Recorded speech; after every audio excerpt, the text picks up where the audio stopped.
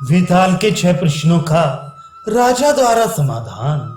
श्री वशिष्ठ जी कहते ही रामभद्र जब ऐसा कहकर वेताल चुप हो गया तब वह राजा हंसकर ये कहने लगा। राजा ने कहा, वेताल, ये चराचर जगत रूपी फल उत्तरोत्तर 10 गुण पंचभूतों की परस से घिरा हुआ है, अर्थात इस जगत के सब ओर पृथ्वी का घेरा है। उसके बाद पृथ्वी से 10 गुना जल, जल से 10 गुना तेज, तेज से 10 गुना वायु और वायु से 10 गुना आकाश है। ऐसे हजारों फल जहां विद्यमान है, ऐसी बहुत ऊंची एक शाखा है। उस प्रकार की बड़ी बड़ी हजारों शाखाएं जहां विद्यमान है, ऐसे बड़े आकार वाला एक महान वृक्ष है। इसी प्रकार के हजारों वृक्ष जिसमें हैं, ऐसा एक वन है। उसी प्रकार के हजारों वन जहां पर हैं, ऐसे उत्तम शिखर से युक्त चारों ओर से परिपूर्ण आकार वाला एक विशाल पर्वत है। जहां पर वैसे हजारों पर्वत हैं, ऐसा अत्यंत विस्तीर्ण विशाल खोहों वाला एक देश है। वैसे हजारों देश जहां पर विद्यमान हैं, ऐसे बड़े बड़े हृद और नदियों से युक्त एक बहुत बड़ा द्वीप है। वैसे अनंत द्वीप जिसमें हैं, ऐसी चित्र विचित्र रचनाओं से युक्त एक पृथ्वी है। उस प्रकार की हजारों पृथ्वी मंडल जिसमें विद्यमान है, ऐसा एक अत्यंत विस्तृत महान भुवन है। उस तरह के असंख्य महान भुवन जिसमें विद्यमान है, ऐसा विस्तृत आकाश के सदृश एक महान प्रचंड ब्रह्मांड है।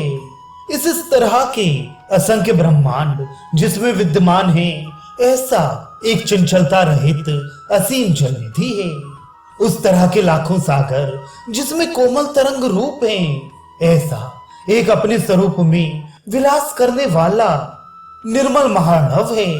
उस प्रकार के हजारों महार्णव जिसके उदर के जल रूप हैं, ऐसा एक कोई बड़ा भारी परिपूर्णाकृति पुरुष है।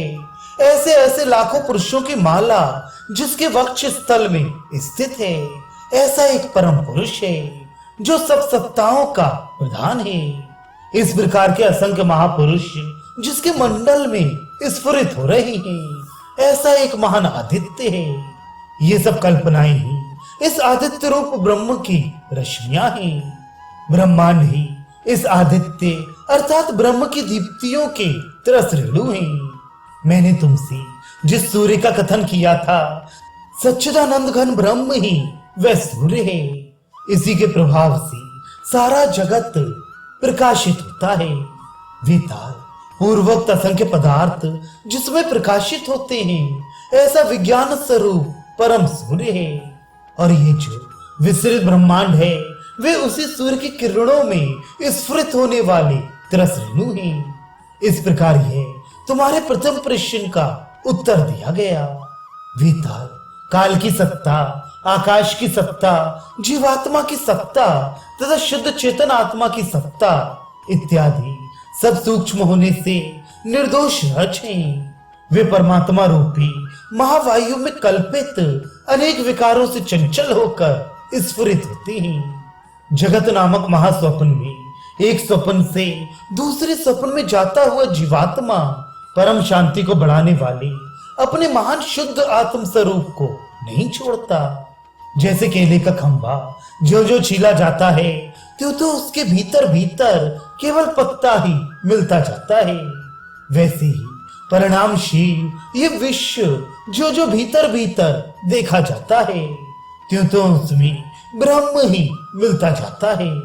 वह आकाश के तुल्य निराकार, अनिर्वचनीय परमात्मा सत्य, ब्रह्म, आत्मा आदि शब्दों से कहा जाता है। सूक्ष्म मन और इंद्रियों के द्वारा अप्राप्य होने के कारण परमात्मा परमाणु कहा गया है। अनंत होने के कारण परमात्मा ही मेरु आदि पर्वतों का मूल है। परमाणु स्वरूप होते हुए भी इस परम पुरुष अनंत परमात्मा में ब्रह्मांड, आकाश, भुवन, सूर्य मंडल और मेरु ये सब पदार्थ परमाणु की तरह प्रतीत होते हैं। यह परमात्मा चक्षु आदि इंद्रियों से ग्राह्य न होने से परमाणु कहा गया है और सब और परिपूर्ण होने से महापर्वत कहा गया है। वास्तव में यह परम पुरुष परमात्मा अवयव रहित है, किंतु दृश्य के संबंध से अवयव युक्त दिखाई पड़ता है। अज्ञानी वेताल ये सब जगत उस विज्ञान स्वरूप परमात्मा के संकल्प से कल्पित है। अतः तुम उस अनंत शांत स्वभाव अपार परम पद को अनुभव करो और शांत हो जाओ। श्री वशिष्ठ जी कहते हैं, श्री राम राजा के मुख से इस प्रकार प्रश्नों का समाधान सुनकर शुद्ध अंतःकरण वेताल विचार युक्त बुद्धि से परम शांति को प्राप्त हो गया। निर्दोष आत्मा को तत्व से समझकर और भयंकर क्षुधा को भूलकर वे शांत में वेताल परमात्मा के ध्यान में अचल स्थिर हो गया।